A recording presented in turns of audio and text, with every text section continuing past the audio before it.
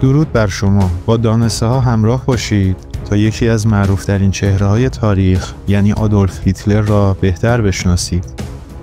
شاید همه توافق داشته باشند که آدولف هیتلر یکی از معروفترین چهره‌هایی است که تاریخ به خود دیده است.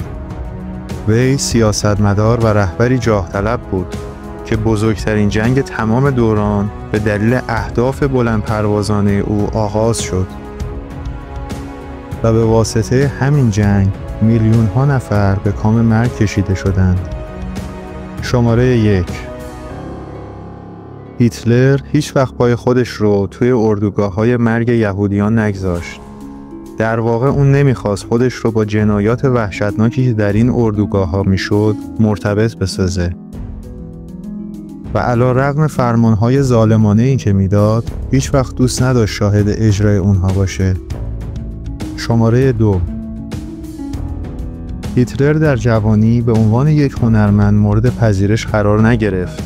او به دنیای هنر علاقه زیادی داشت، اما آثارش هیچگاه به عنوان آثار هنری مورد توجه قرار نگرفت.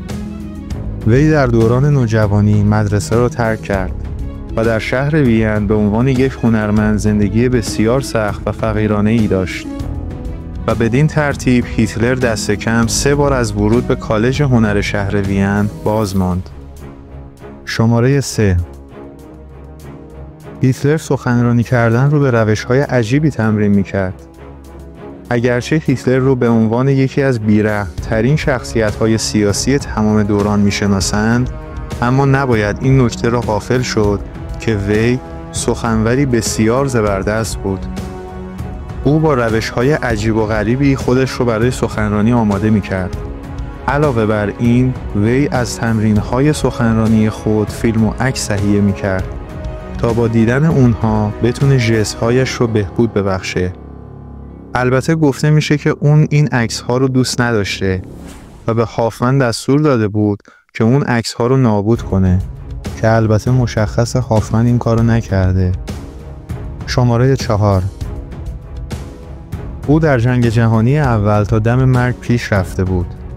آدولف هیتلر سرباز برجسته‌ای نبود و در طول جنگ جهانی اول زخمی شده بود.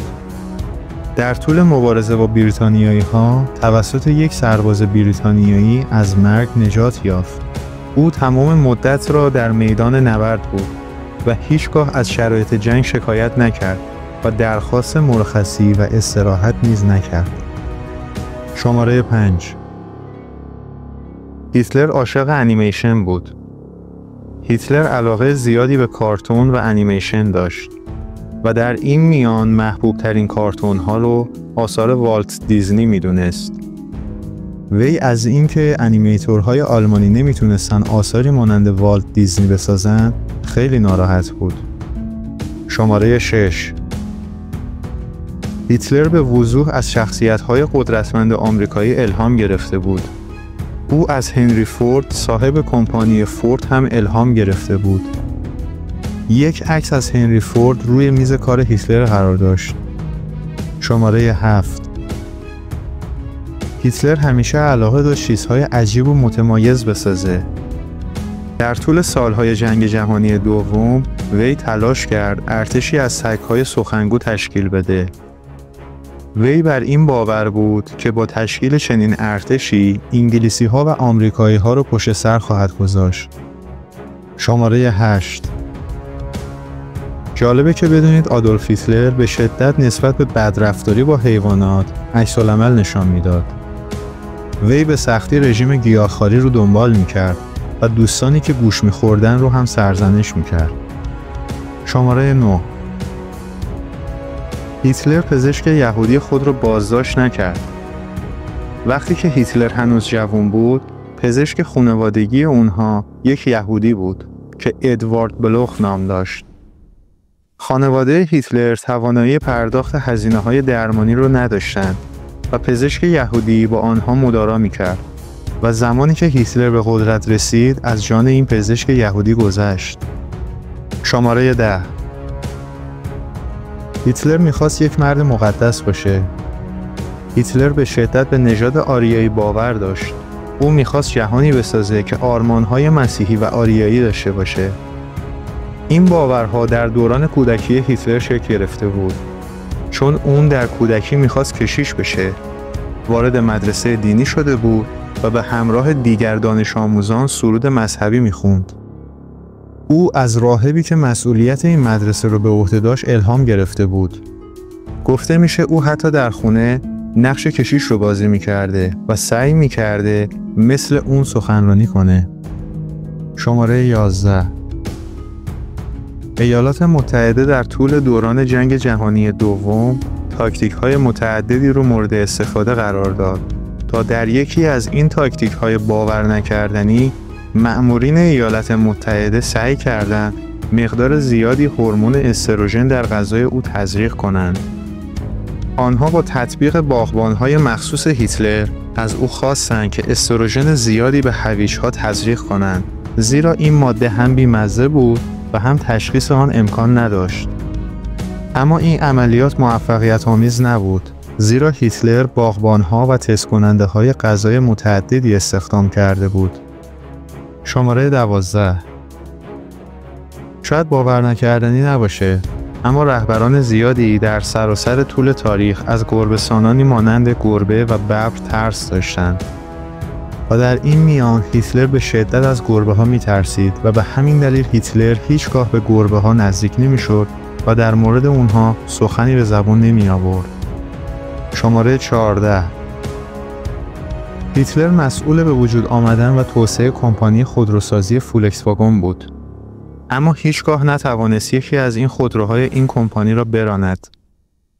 البته در مورد اینکه هیتلر رانندگی بلد بوده یا نه اختلاف وجود داره، اما نکته ثابت شده این است که اون گواهینامه رانندگی نداشته. شماره 15. علیرغم اینکه هیتلر رابطه درازمدتی با اوا براون داشته و گفته میشه معشوقه‌های زیادی اطراف اون بودن، اما همیشه او خودش رو مجرد نشون میداده. او فکر میکرد که مرد جذابی است و دوست نداشته که زنان فکر کنن به دلیل همسر داشتن دیگر نمیتوانند به او دسترسی داشته باشند. علیرغم رابطه درازمدتی که بین او و اوا براون وجود داشت، اما براون هیچگاه به همراه او در برابر دید عموم ظاهر نشد.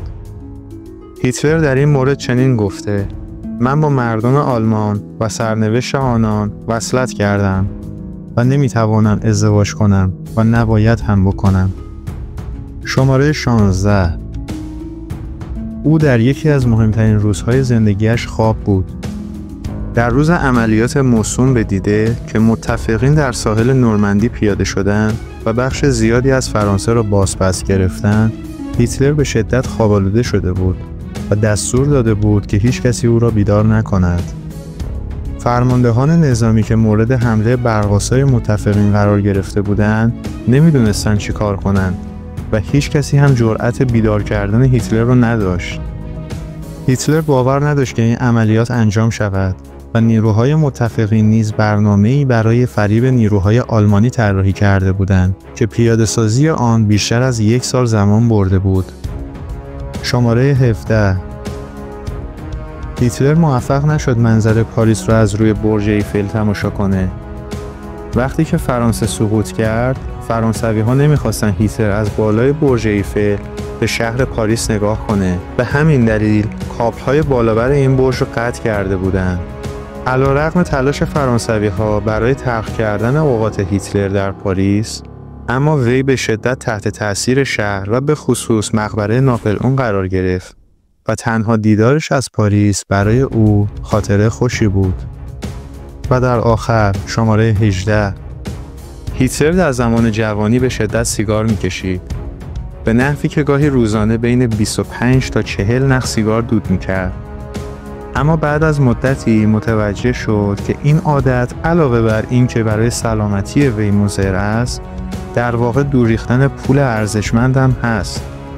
بدین ترتیب وی سیگار کشیدن رو کنار گذاشت. وی حتی از بوی سیگار نیز متنفر شد و در طول جنگ جهانی دوم یکی از بزرگترین کمپین‌های مخالف با مصرف سیگار رو راه اندازی کرد. وی تمرکز خودش رو برای آسیب‌هایی که کشیدن سیگار به بدن وارد می‌کنه قرار داد.